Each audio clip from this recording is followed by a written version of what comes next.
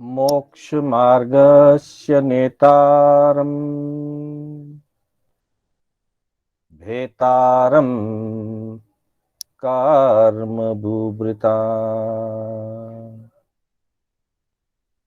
ज्ञातारम् विश्वतत्त्वानां वन्दे तद्गुणलब्धये वन्दे तद्गुणलब्धये।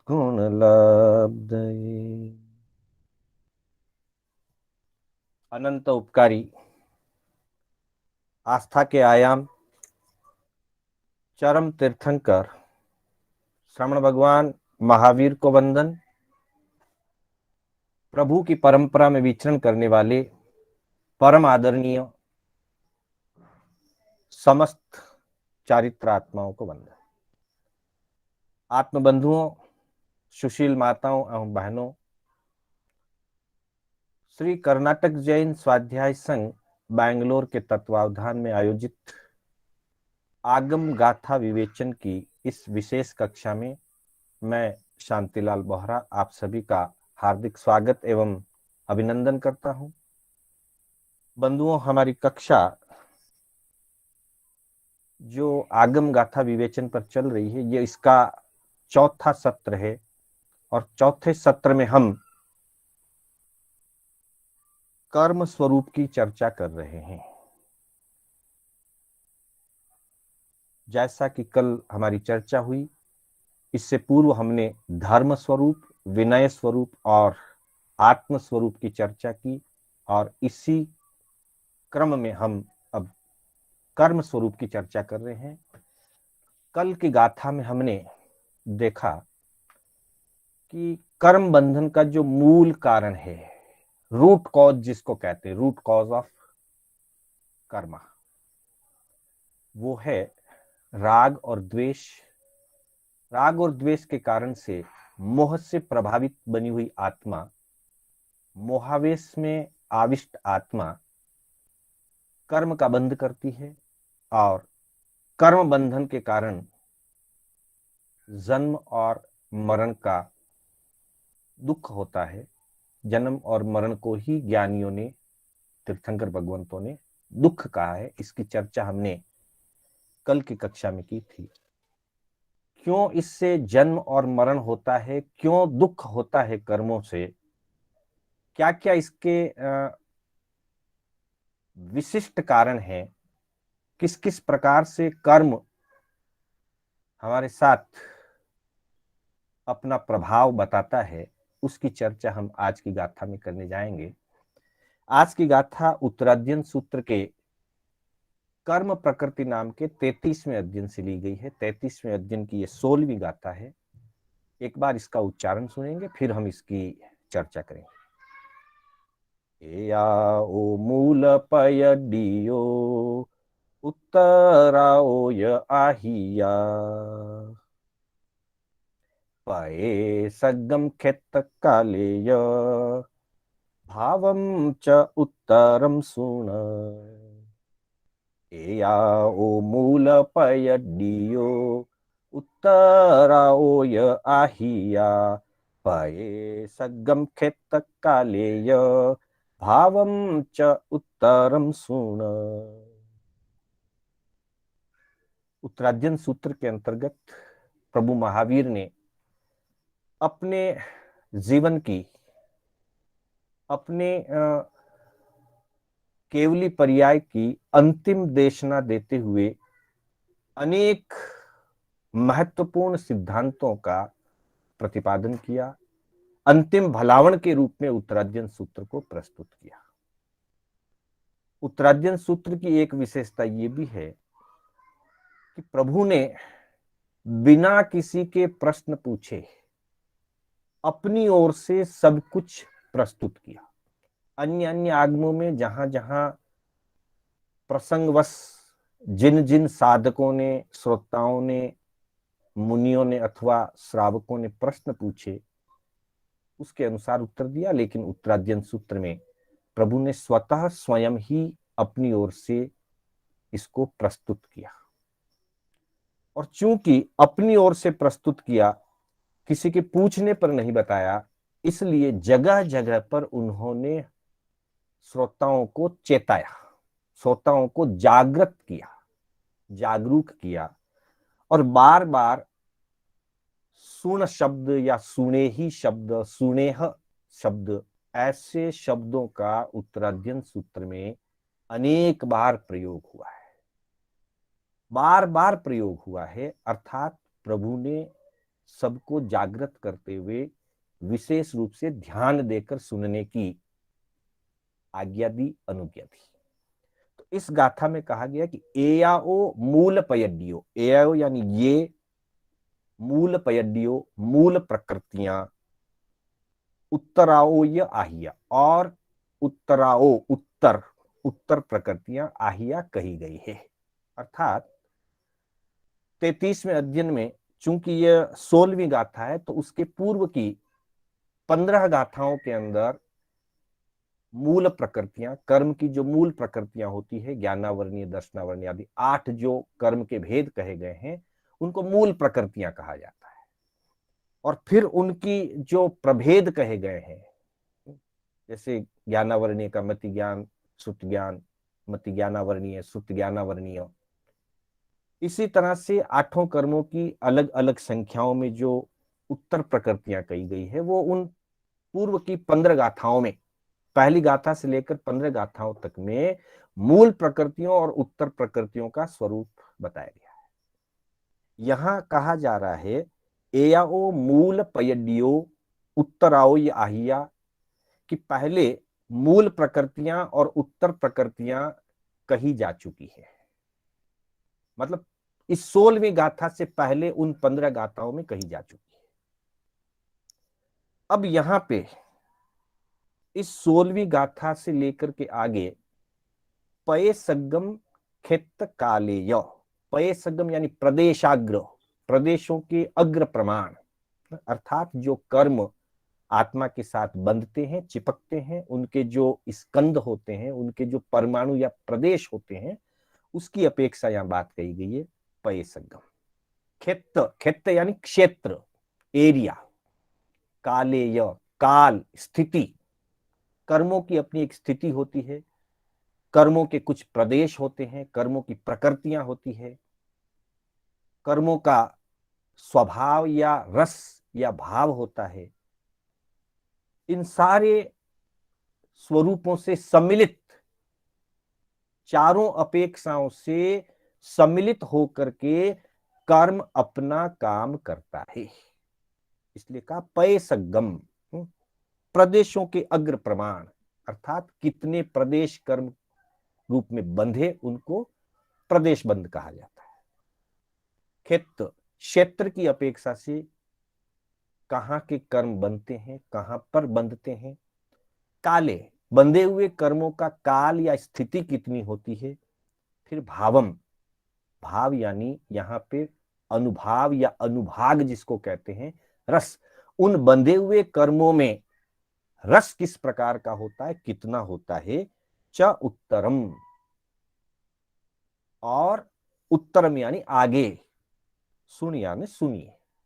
अर्थात प्रभु महावीर ये फरमाते हैं कि अब तक कर्म की मूल प्रकृतियां जो 8 है, ज्ञानावर्णीय, दर्शनावर्णीय, वेदनीय, मोहनीय, आयुष्य, नाम, गोत्र और अंतराय, इन 8 कर्मों की उत्तर प्रकृतियां जो मुख्य रूप से 148 कही गई है।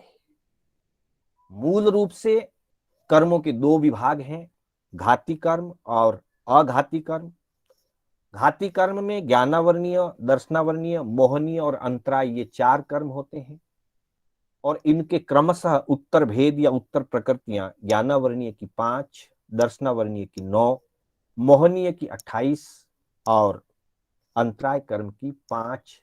इस तरह से 4 घाती कर्मों की 47 उत्तर प्रकृतियां होती है। इसी तरह से अघाती कर्मों में वेदनीय, आयुष्य, नाम और गोत्र, ये 4 मूल प्रकृतियां हैं, और इनके भेद क्रमशः वेदनीय के 2 भेद हैं, साता वेदनीय, असाता वेदनीय। आयु कर्म के 4 भेद हैं, नरक आयु, तिर्यंच आयु, मनुष्य आयु और देव आयु। नाम कर्म का परिवार बहुत विस्तृत है। नाम कर्म के अंदर बहुत सारी अलग अलग प्रकृतियां होती है, जिसमें 14 पिंड प्रकृतियां, 8 प्रत्येक प्रकृतियां, त्रस दशक की 10 प्रकृतियां, स्थावर दशक की 10 प्रकृतियां और उनके भेद प्रभेद मिलाकर के कुल 93 93 प्रकृतियां, उत्तर प्रकृतियां 93 नाम कर्म की होती है। और विस्तार करें तो और एक अपेक्षा से 103 प्रकृतियां भी होती है नाम कर्म की। गोत्र कर्म की पुनः 2 प्रकृतियां होती है, नीच गोत्र और उच्च गोत्र। इस तरह से 4 मूल रूप से जो अघाती है, मूल प्रकृतियां 4, उनके 101 उत्तर भेद होते हैं। और यदि 103 प्रकृतियां गिनी जाए तो 111 भेद होते हैं। नाम कर्म के 103 लेने पर 111 होते हैं और कुल मिलाकर के 148 या 158 उत्तर प्रकृतियां होती है। तो प्रभु फरमाते हैं कि मूल प्रकृतियां और उत्तर प्रकृतियां, ये जो प्रकृतियां है ये प्रकृतिबंध कहलाता है, अर्थात कर्म का स्वभाव। कल की कक्षा में हमने सुना था कि जन्म और मरण का ये मूल कारण है और संसार परिभ्रमण और दुख का यह मूल कारण है। इसी को ज्ञानियों ने दुख कहा है, जन्म और मरण को ही ज्ञानियों ने दुख कहा है। तो ये जन्म और मरण का मूल कारण क्यों है? तो मुख्य रूप से इसमें आयुष्य कर्म अर्थात आयु कर्म का जो स्वभाव है या आयु कर्म की जो प्रकृति है, प्रकृति का मतलब स्वभाव, नेचर, वो जीव को एक भव विशेष में, एक शरीर विशेष में एक समय तक बांध करके रखता है। आत्मा अजर अमर है, आत्मा की मृत्यु नहीं होती, लेकिन आयुष्य कर्म के आधार से शरीर का उत्पत्ति काल होता है और फिर शरीर की मृत्यु काल भी आती है। व्यवहार में हम जिसको जन्म और मरण कहते हैं, ये आयुष्य कर्म के ऊपर निर्भर करता है। सुख और दुख सातावेदनीय असातावेदनीय पर निर्भर करता है। इन सब का मूल राग और द्वेष रूप से मोहनीय कर्म होता है। अज्ञान दशा होती है तो ज्ञानावर्णीय दशनावर्णीय इसके लिए काम करता है। जीव को बहुत सारी चाहना होने पर बहुत कुछ नहीं मिलता है, प्रयास करने पर भी बाधाएं उत्पन्न होती है, तो वो ज्ञानावर्णीय कर्म होता है। आत्मा का मूल रूप अमूर्त है।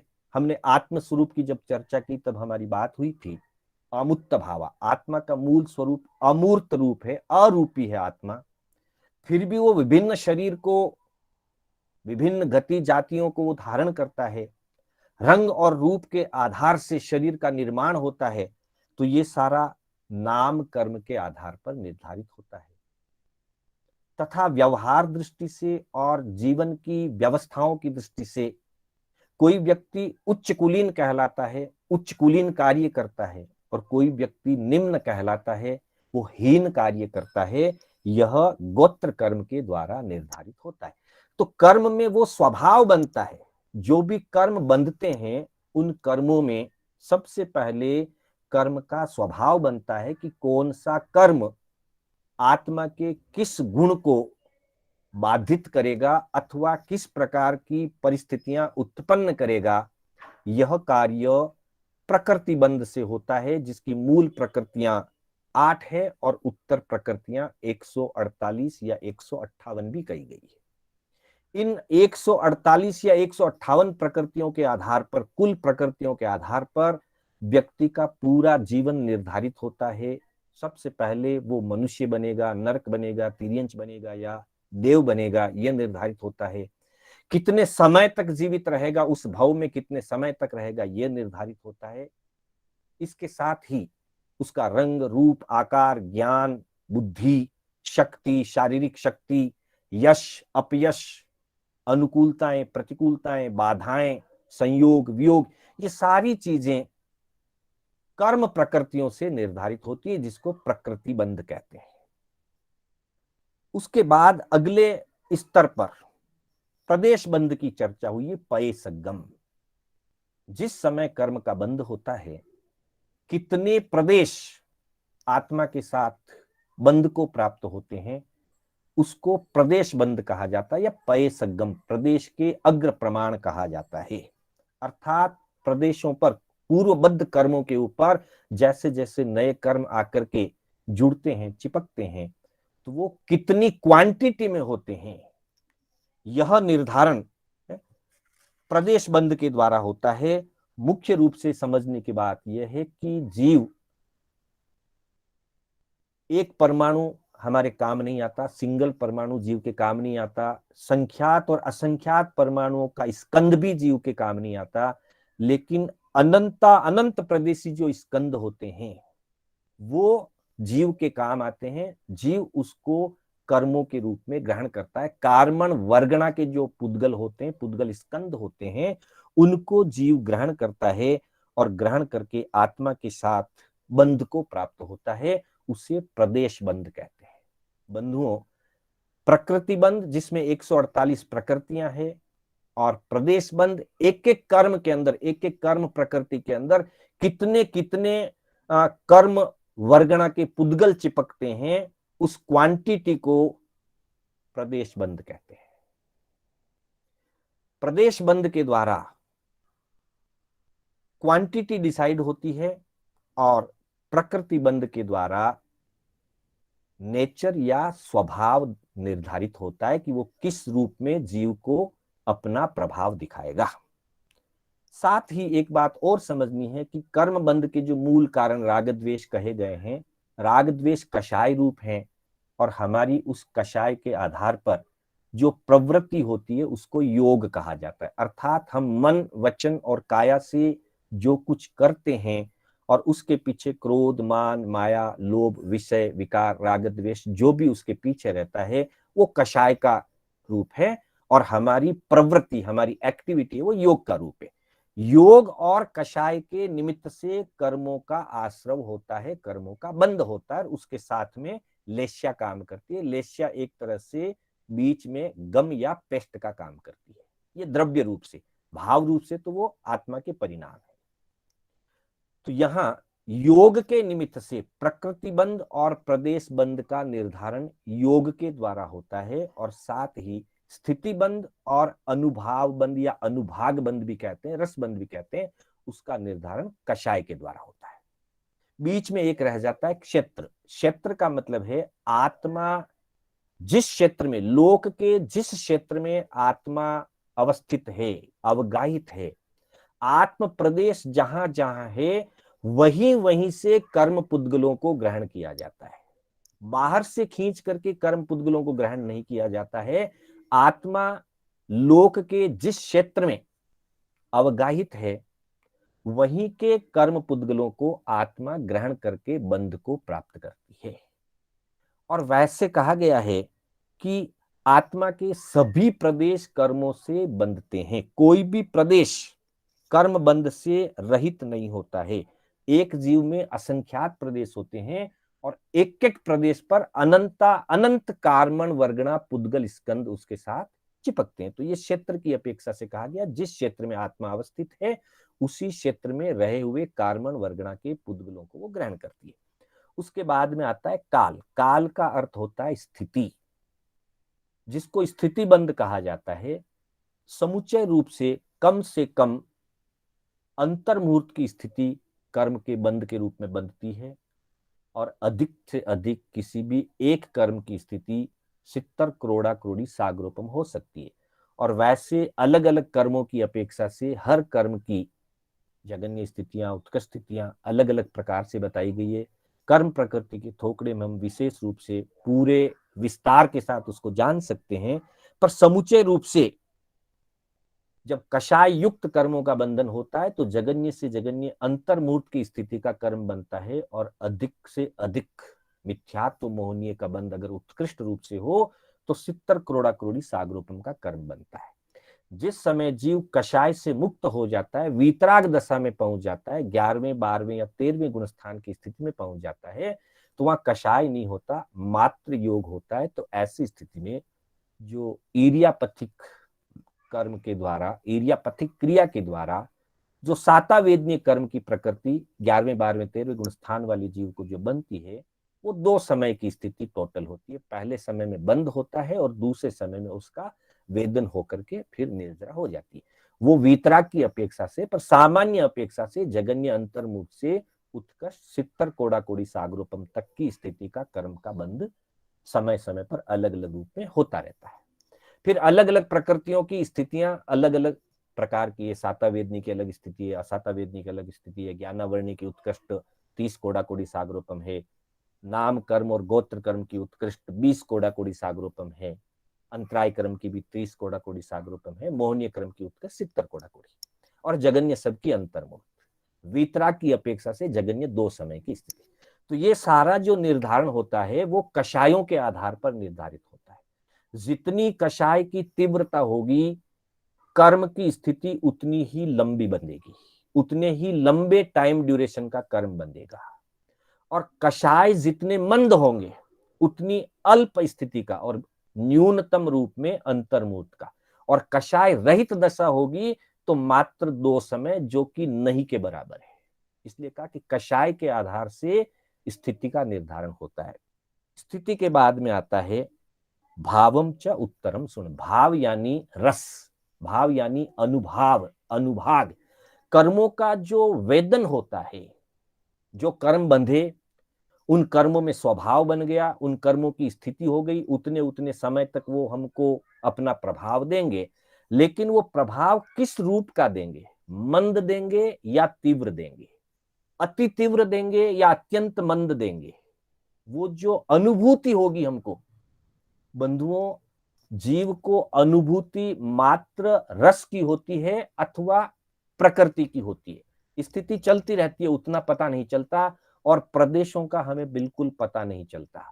मुख्य रूप से जीव के अनुभव में जो आता है वो रस बंद ही आता है।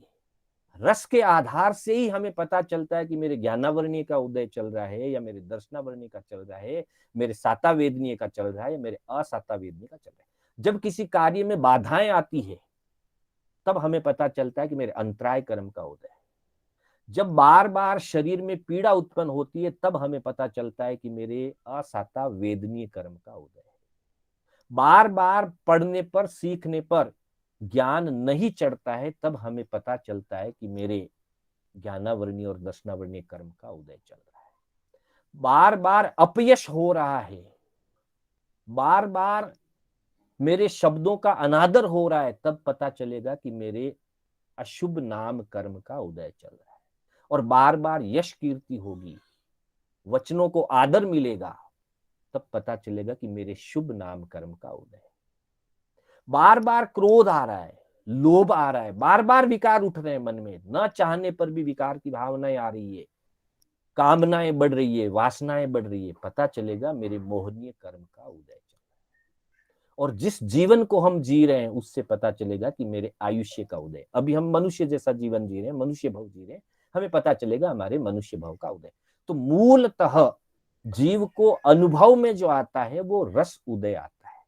रस बंध में जिस प्रकार का रस पड़ा, उस कर्म में फल देने की जैसी शक्ति निर्मित हुई, उसके अनुरूप हमको उसका फल मिलेगा। कभी पीड़ा बहुत भयंकर होती है और कभी पीड़ा बहुत मंद होती है, हल्की पीड़ा होती है। अर्थात वेदनीय कर्म का रस कभी मंद होता है और कभी तीव्र होता है। प्रत्येक कर्म के साथ होता है ये, लेकिन वेदनीय कर्म से हम जल्दी समझ सकते हैं।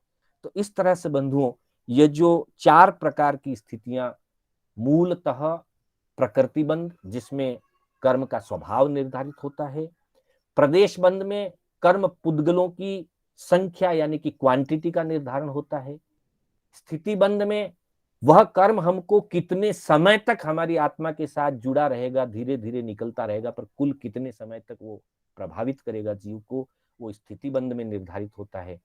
और सबसे लास्ट में वह कर्म किस प्रकार का प्रभाव हमको दिखाएगा, हल्का या भारी, मंद या तीव्र, यह अवस्था रस बंध से या अनुभाव बंध, अनुभाग बंध भी जिसको कहते हैं, उससे ये निर्धारित होता है। इस तरह से कर्म के स्वरूप को समझ करके और अपने कर्म फल को अपने ही जीव द्वारा किया हुआ मान करके उसको काटने का प्रयास करना, कर्मों से मुक्त होने की साधना करना, उसी का नाम धर्म है। तो प्रभु ने हमको कर्म और कर्म के स्वरूप को प्रकृति, स्थिति, अनुभाग और प्रदेश के माध्यम से, क्षेत्र के माध्यम से बताया। हमने इसको समझने का प्रयास किया, समझ करके हम अपने कर्मों के बंधन से बचें, अर्थात हमारी प्रवृत्ति हमारी शुभ बने और कषाय हमारे घटते चले जाएं, तो कर्म बंध हल्का होगा और पुण्य रूप होगा। पाप होगा तो हल्का होगा और विशेष होगा तो पुण्य रूप बनेगा। इन्हीं भावनाओं के साथ मैं अपने शब्दों को विराम